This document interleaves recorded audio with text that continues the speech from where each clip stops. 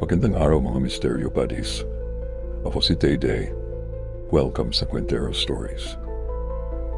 Sa channel na ito, sama-sama tayong susubok sa mga kwento puno ng takot at misteryo. Ang mga kwentong ito ay tiyak na magpapaangat ng ating kilig at kasabikan. Kaya't ihanda ang inyong mga puso at isipan. Simulan ang ating paglalakbay sa mga kwentong puno ng takot at hiwaga. Handa na ba kayo? Let's dive in.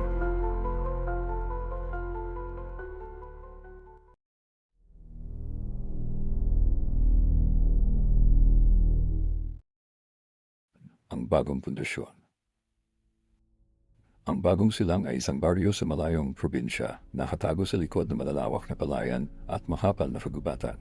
Dito'y tahimik ang mga gabi, ngunit may lihim na bumabalot sa mga dating guho na tinitilikan ngayon ng isang malaking gusali.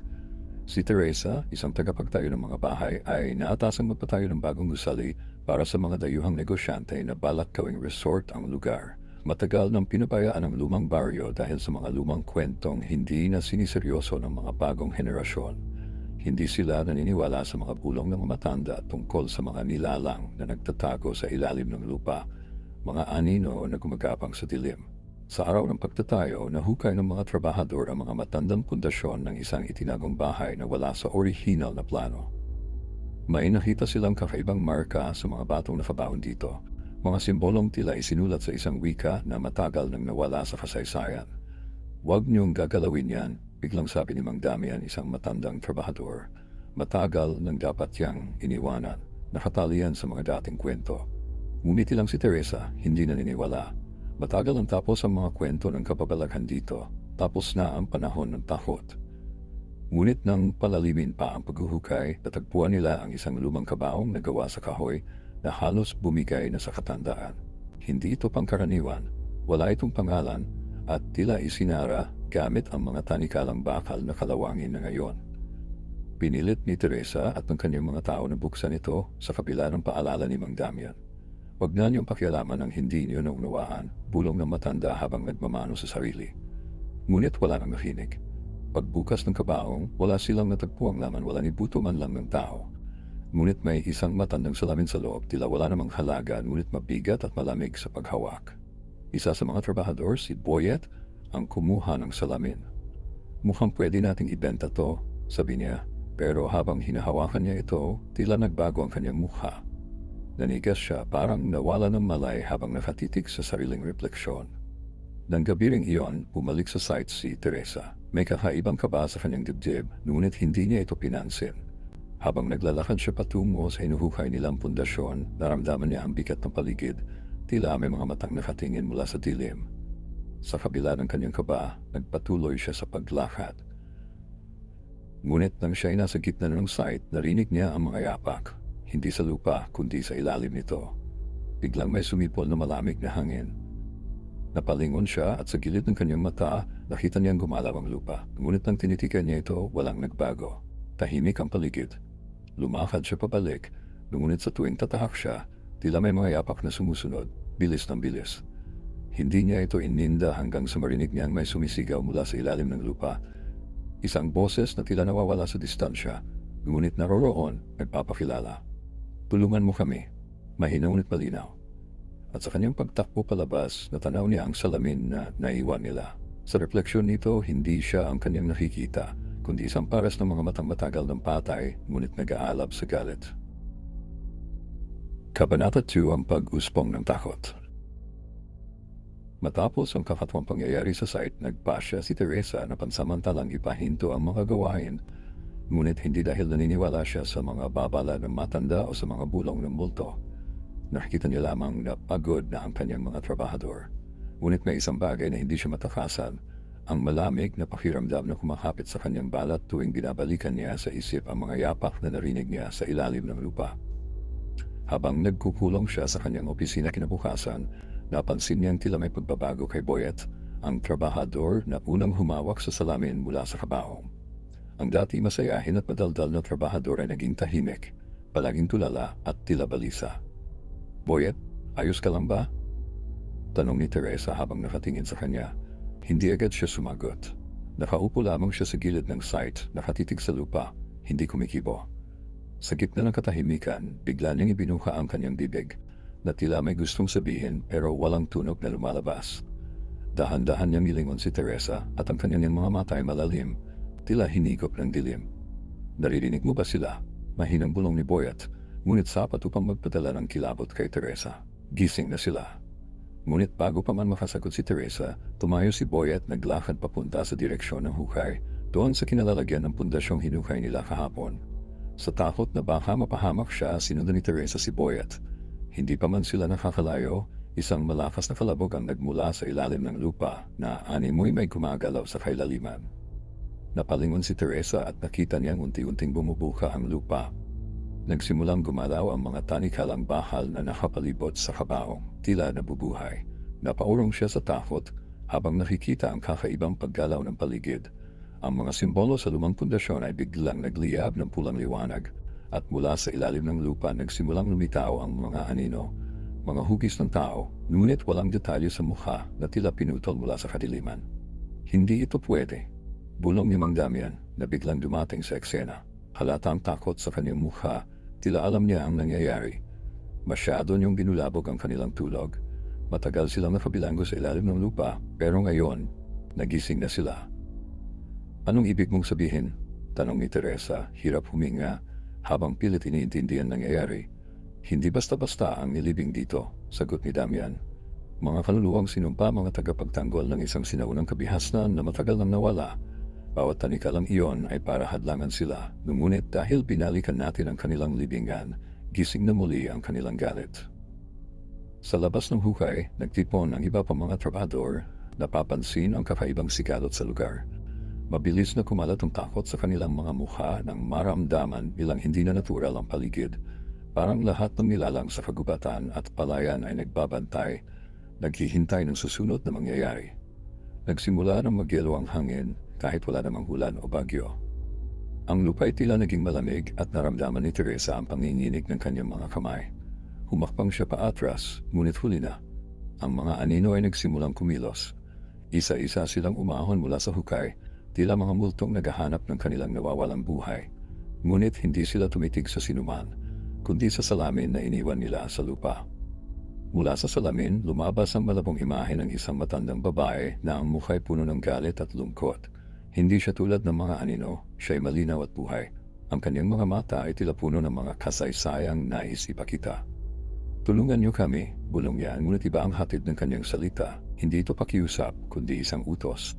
At bago pa man makagalaw ang sinuman, biglang nagdilim ang paligid. Ang salamin ay biglang pumutok at ang mga anino ay kumalat sa buong site, parang alon ng dilim na nagbabalot sa lahat ng bagay.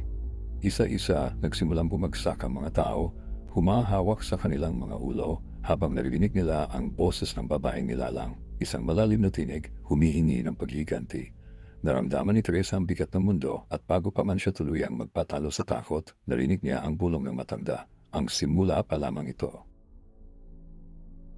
Kabanata 3, ang paghihiganti ng mga nilalang.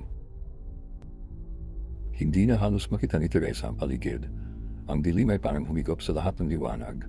Pati ang mga anino ng mga puno at bundok ay naglaho, napalitan ng mala impyernong tanawin ng mga multo at nilalang na matagal ng nahimlay. Ramdam niya ang malamig na haplos ng hangin sa kanyang balat, tila mga kamay na humihila pababa sa ilalim ng lupa. Hindi ito totoo, bulong niya sa sarili, pero alam niyang walang saysay ang pagtatanggi. Ang mga anino umahon mula sa hukay ay dahan-dahang lumapit sa mga trabahador at isa-isang nawawala sa kanilang mga sarili ang mga taong natamaan ng dilim. Si Boyet, na unang naging biktima ng salamin, ay nakatayo na lamang, mga matay puti na, tila walang buhay.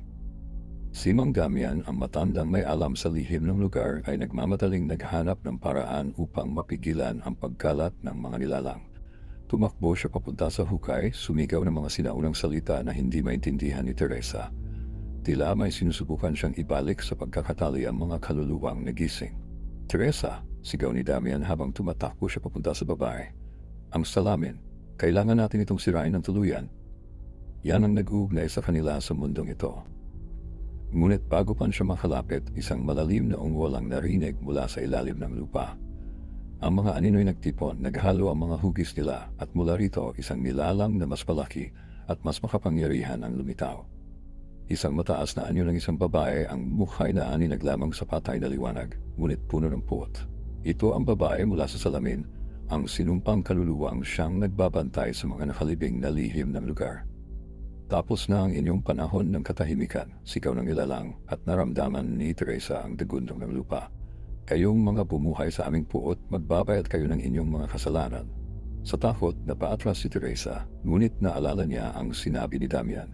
Kailangan nilang sirain ang salamin, ngunit ito'y basag na. Ano pa ang magagawa nila?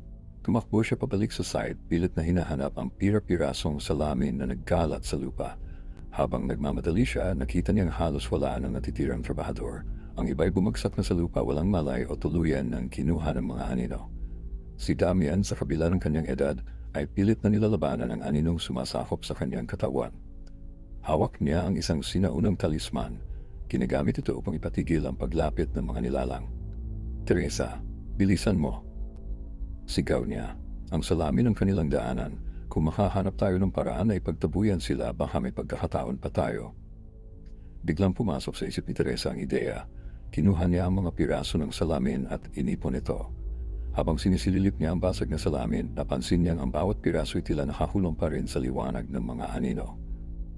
Dito niya naintindihan, hindi sapat ang basagin lang ito. Kailangan nilang ilayo ang mga piraso sa isa't isa. Damian, kailangan nating ibalik ito sa hukay. Sigaw niya. Habang tumatakbo papunta sa kanya, dala ang mga piraso ng salamin. Sa kabila ng takot at kaguluhan, nagsimula silang hukayin ang lupa sa paligid ng lumang pundasyon. Ang mga anino ay nagsimulang magalit, parang hindi nila nais makawalan ang kanilang pinagkukulan ng lakas. Ngunit sa kabila ng takot, patuloy na humuhukay sina Teresa at Damian. Isa-isa nilang inilibing ang mga piraso ng salamin sa iba't ibang parte ng site, palayo sa hukay kung saan nagsimula ang lahat. Habang inililibing nila ang huling piraso, naramdaman nilang bumabalik ang liwanag. Ang mga anino ay nagsimulang maglaho isa-isa, parang usok na hinihipan ng hangin. Ang mataas na nilalang na kanina ay puno ng pot ay bumalik sa ilalim ng lupa, kasama ng mga anino. Tila humupa ang lahat. Ang hangin ay bumalik sa dating lamig nito, at ang nakakatakot o katahimikan ay napalitan ng mas kalmadong tunog ng kalikasan. Napaluhod si Teresa sa lupa, habol ang kanyang hininga, habang si Damian ay tahimik na nagmanalangin sa kanyang ginagawa.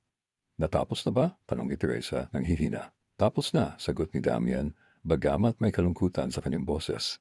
Ngunit hindi ibig sabihin ito'y hindi na sila muling magising, kailangang manatiling tahimik ang lugar na ito. Sa kanilang pagbalik sa baryo, tahimik ang buong paligid.